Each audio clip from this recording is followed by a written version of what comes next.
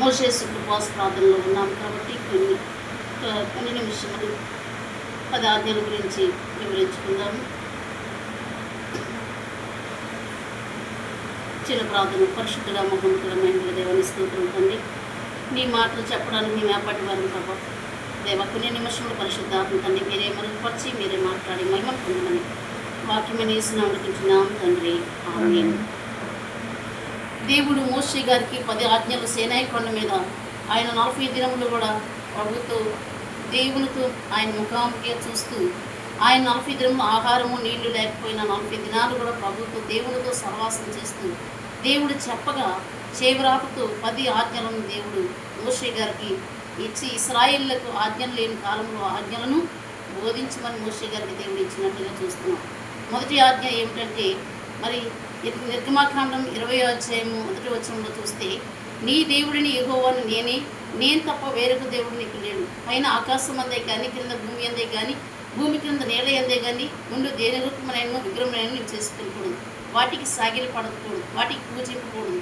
నీ దేవుడిని యెహోవాను నేను తప్ప వేరొక దేవుడు నీకు ఉండకూడదు అని దేవుడు ఈ యొక్క మొదటి ఆజ్ఞ, నేనే దేవుడిని నేను తప్ప వేరొక దేవుడు నీకు ఉండకూడదు అని ఇశ్రాయేళ్లకు ఆజ్ఞ ఇచ్చినట్టుగా మనం చూస్తున్నాం. మరి దేవుడి ఆకాశంలో భూమిని సమస్తము కలుగజేశాడు కాబట్టి నన్ను తప్ప వేరే దేన్ని ఎవ్వరిని కూడా పూజ చేయకూడదు. ఇది మొదటి ఆజ్ఞగా దేవుడు ఇచ్చాడు. ఆ ఆజ్ఞ ఎవరు పాటించారంటే మరి దానియేలు గారు పాటించారు. అలాగే షడ్రక్ మేషక్ అబేద్నెగో వారు పాటించి రాజు మాటలు ధిక్కరించి రాజు పెట్టిన ప్రతిమకు వారు పూజ చేయకుండా దేవుణ్ణి మాత్రమే వారు సేవించి దేవుని యొక్క మహిమను బబులోను దేశంలో వారు చూపించినట్లుగా చూస్తున్నాం. వారే నిజమైన క్రైస్తవులుగా కనపడుతూ ఉన్నారు. అలాగే నేటి కాలంలో కూడా నిజమైన దేవుడు ఎవరు అన్నదంటే దేవుడు కనబడను మాట్లాడను దైవజనుల దేవదాసయ్య గారి ద్వారా ఆయన చూపించినట్టుగా చూస్తున్నాం. దైవజనులు చూశారు, మనకు కూడా చూపించడానికి అనేకమైన వ్రాతలు రాసినట్టుగా చూస్తున్నాం. అలాగే మొదటి ఆజ్ఞ చూస్తే, నేనే దేవుడు నేను తప్ప వేరొక దేవుడు నీకు ఉండకూడదు. రెండో ఆజ్ఞ చూస్తే, నీ దేవుడిని యెహోవా నామమును వ్యర్థముగా ఉచ్చరింపకూడదు. యెహోవా తన నామమును వ్యర్థముగా ఉచ్చరింపు వారిని నిర్దోషిగా ఎంచను. ఆయన నామమును ఎక్కడ పడితే ఎక్కడ వ్యర్థముగా ఉచ్చరింపకూడదని దేవుడు తెలియజేస్తున్నాడు. ఎలాగనగా ఎక్కడ ఏ విషయంలో కూడా దేవుని పేరు వ్యర్థముగా ఉచ్చరింపకూడదు. ఇది రెండో ఆజ్ఞగా దేవుడు ఇచ్చినాడు. వివరించడానికి టైం లేదు కాబట్టి ఇది రెండో ఆజ్ఞగా మనం చూసుకుంటున్నాం. మూడో ఆజ్ఞ చూస్తే, మరి నీ దేవుడిని యెహోవా విశ్రాంతి దినమును పరిశుద్ధంగా ఆచరించుటకు జ్ఞాపకం ఉంచుకును.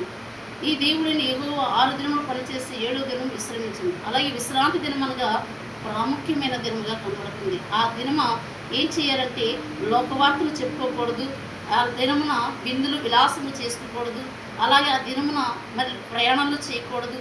మరి అది ఆ దినమున దేవుడు ఇశ్రాయేలుకి ఖండితమైన ఆజ్ఞ ఇచ్చారు, ఇంట్లో పొయ్యి కూడా వెలిగించకూడదు అని. కానీ కృపాకాలంలో ఉన్నాం కాబట్టి యేసుక్రీస్తు ప్రభువారు వచ్చినప్పుడు మనము అన్ని పనులు చేసుకుంటూ క్రమముగా దేవుని ఆరాధనకి వెళ్ళాలి, పాప క్షమాపణ వెళ్ళాలి. 7 ఆశీర్వాదములు మనం పొందుకోవడానికి విశ్రాంతి దినం అనగా ఆ దినముల్లో ఇశ్రాయేలుకి ఇచ్చిన ఆజ్ఞ నుండి మరి ఎవ్వరు ఏ పని చేయకూడదు. నీవైనను నీ కుమారుడైన నీ దాసుడైన నీ దాసి అని నీ ఇద్దరును నీ ఇంట్లో ఉన్న పరదేశీ అని ఏ పని చేయకూడదు. అందరూ కూడా ముందు రోజునే అన్ని సిద్ధపరచుకొని విశ్రాంతి దినమనగా సబ్బాతు దినముగా శనివారం వారికి ఏర్పాటు చేయబడింది కాబట్టి ఆ దినము వారందరూ కూడా దేవుని స్తుతిస్తూ ఆరాధిస్తూ ఉన్న దినముగా ఇచ్చిన్నారు. మనం కూడా ఆ విధంగా ఈ 3వ ఆజ్ఞను చూస్తే విశ్రాంతి దినము మనం కూడా మరి ఎటువంటి లోక కార్యములు చేయకుండా దేవునికి మాత్రమే మరి సమయాన్ని ఇచ్చి ఆ దినము సువార్త ప్రకటించుకుంటూ ఆ దినము దేవుని పత్రికలు పంచి ఆ దినము అందరికీ సాక్షార్థంగా దేవుని పని చేస్తూ కూటములు పెట్టుకుంటూ ఇంటింటా ప్రార్థన చేస్తూ రొట్టె విరుచుతూ ఇలాగన ప్రార్థన చేయాలి తప్ప విశ్రాంతి దినము ఏది కూడా చేయకూడదని మనము దేవుడు ఇచ్చిన ఆజ్ఞను పాటిస్తే ఎక్కడుంటామంటే అప్పుడు యాకోబు యొక్క ఉన్నతమైన స్థలం మీద నేను నీకు ఎక్కిస్తాను, యాకోబు స్వాస్యము నీ అనుభవంలో ఉంచుతానని 52 ఆదివారాలు మనం ఎప్పుడైతే ఖచ్చితంగా ఆరాధనకు వెళ్ళి పాపక్షమాపణ పొందుకొని మనం ఆచరిస్తామో దేవుని యొక్క ఆశీర్వాదము మనకి నిండుగా వస్తాయని 3వ ఆజ్ఞ చెప్తూ ఉన్నది. 4వ ఆజ్ఞ చూస్తే, నీ దేవుడైన యెహోవాని అనుగ్రహించే దేశంలో నీవు దీర్ఘాయుష్యము కలిగినట్లు నీ తండ్రిని తల్లిని సన్మానించును. జన్మనిచ్చిన తల్లిదండ్రులు మనకి దేవుడి తర్వాత వారి యొక్క మరి తల్లిదండ్రులు కూడా మనం అలాగే సన్మానించి ప్రేమించవలసిన వారమై విన్నాము. తల్లిదండ్రులు అనగా మనకి మరి జన్మనిచ్చిన వారు కాబట్టి వారిని ప్రేమించి అవసాన కాలంలో వారిని గౌరవించి ప్రేమించి వారికి అన్ని విధాలుగా చూస్తే దీర్ఘాయుష్మంతులుగా మనం దీవించబడతాం. అలాగే మనకు చదువు చెప్పిన గురువులు కూడా వారిని కూడా ప్రేమించాలి, సన్మానించాలి. అలాగే చూస్తే మరి లోక నాయకులైన వారు, ప్రధానమంత్రి, ముఖ్యమంత్రులు, వారిని కూడా మనం గౌరవించాలి. ఈ లోకంలో పెద్దవారిని అందరూ కూడా మనం గౌరవించాలి. మిషన్ అధికారులను గౌరవించాలి, పెద్దలను గౌరవించాలి. ఇది దీర్ఘాయుష్మంతులుగా మనం ఉండాలంటే ఈ ఆజ్ఞను కూడా మనము అనుసరించవలసిన వారమై విన్నాము.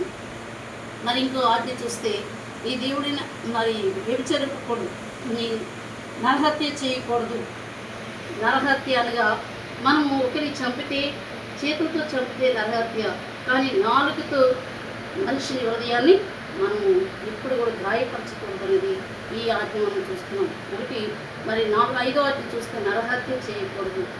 మనము ఏ విషయంలో కూడా మనిషి మనసును హృదయమును గాయపరచకుండా వాళ్ళని మనం ఏం చేయాలంటే నొప్పించేటట్టుగా మాట్లాడకుండా వారిని మెప్పించే వారంగా మనం ఉండాలి.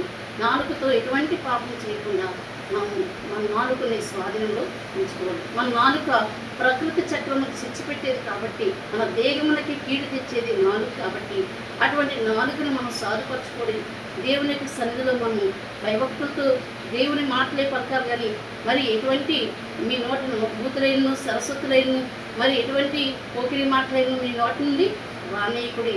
మీరు పరిశుద్ధులు కనుక మీ నోటి నుండి పరిశుద్ధమైన మాటలే రావాలని దేవుడు చెప్తున్నాడు. కాబట్టి అటువంటి నాలుకను మనము పెదవులను శుభ్రంగా మనం దేవుని సొంతలో ఉంచుకోవాల్సిన వారమై విన్నాము. అలాగే చూస్తే వ్యభిచరింపకూడదు. మరి వ్యభిచారం అనే ఆజ్ఞ ఎలాగంటే ఆనాడు ఇచ్చిన ఆజ్ఞ ఏంటంటే 10 ఆజ్ఞలు దేవుడు 100 ఆజ్ఞలుగా ఇప్పుడు యేసుక్రీస్తు ప్రభువు చెప్తున్నారు. ఆనాడు చూస్తే మరి స్త్రీని మోహపు చూస్తే పాపము చేసిన వారంగా ఉన్నాం. మనకి పాపము మరి ఆనాడు చేస్తే పాపం, కానీ ఈనాడు చూస్తే పాపం అని యేసుక్రీస్తు ప్రభువారు మరి ఒక స్త్రీని తీసుకొచ్చి మధ్యలో నిలబెట్టి ఈ స్త్రీ పాపం చేస్తుండగా పట్టబడింది, ఈమె రాళ్లతో కొట్టాలా అని ధర్మశాస్త్రము మరి అడుగుతుంది. కానీ కృపాశాస్త్రం యేసుక్రీస్తు ప్రభువారు పాపులను రక్షించిన క్రీస్తు యేసుగా ఈ లోకంలోకి నేను వచ్చానని ఆయన ఈ లోకంలోని పాపులను రక్షించడానికి వచ్చారు. కాబట్టి ఆ స్త్రీ మీద మొదటిగా మీలో పాపం లేని వారు మొదటిగా రాయి వేయండి అని చెప్పగానే ప్రతి ఒక్కరి కూడా పాపములు వారికి ప్రభు నేల మీద రాస్తూ ఉండగా వారి పాపములు కనబడి వారందరూ కూడా ఎవరి మట్టుకు వారు రాళ్ళు పడవేసి వెళ్ళిపోయారు. స్త్రీ మధ్యలో నిలబడింది. మధ్యలో అనగా ధర్మశాస్త్రములకు కృపాశాస్త్రములకు మధ్యలో స్త్రీ నిలబడిన తర్వాత అప్పుడు ప్రభు వారు అంటున్నారు, అమ్మ ఎవరు నిన్ను ఏమీ అనలేదా అంటే, లేదు ప్రభు అంటే, నేను కూడా నిన్ను ఏమీ అనను, ఇక పాపము చేయకుమి అని ప్రభు ఒక్క మాటే చెప్పగానే ఆ స్త్రీ అప్పుడు నుండి పరిశుద్ధురాలుగా మారిపోయి దేవునికి మరి సాక్షిగా నిలబడినట్టుగా చూస్తున్నాం. అలాగున పాపులను రక్షించడానికి యేసుక్రీస్తు ప్రభువు ఈ లోకంలోనికి వచ్చినట్లుగా చూస్తున్నాం.